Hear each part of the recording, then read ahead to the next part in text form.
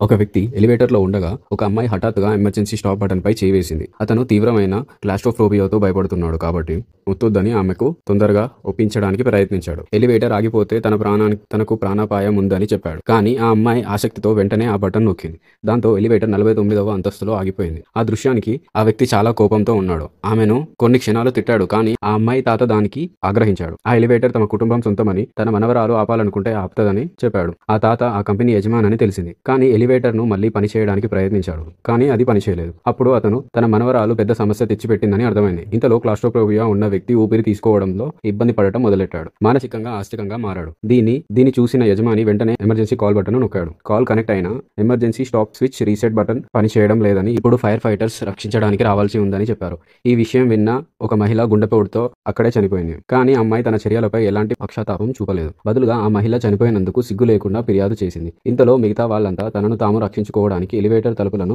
బలవంతంగా తెరవడానికి ప్రయత్నించారు. తలుపులు తెరిచేసరికి బయట చీకటి కాంక్రీట్ గోడ ఉంది. కానీ అదృష్టవశాతం ఒక చిన్న ఓపెనింగ్ కనిపించింది. వెంటనే ఒక వ్యక్తి కర్రను తీసుకొని బయట ఉన్న కంట్రోల్ బటన్లు నొక్కడానికి ప్రయత్నించాడు. కానీ అతను దాదాపు సఫలం కాబోతుండగా ఆ అమ్మాయి మళ్లీ బటన్ను నొక్కింది. దాంతో ఎలివేటర్ హఠాత్తుగా వేగంగా కిందకి జారిపోయి ఆ వ్యక్తి చెయ్యి తెగిపోయింది. ఈ భయంకరమైన దృశ్యాన్ని చూసి ఆ అమ్మాయి ఎట్టకేలకు భయపడింది. అందరూ తాము చనిపోతామని అనుకున్నారు. ఆ క్షణంలో ఎలివేటర్ తలుపులు నెమ్మదిగా తెరుచుకున్నాయి. దగ్గరగా చూస్తే రక్షణ బృందం వచ్చి ఉంది. అందరూ హృదయంలో ఉన్న భయం చివరకు తొలగింది. త్వరలో అందరూ రక్షించబడ్డారు. కానీ ఆ క్షణంలో ఆ అమ్మాయి మళ్ళీ వింతగా నవ్వింది.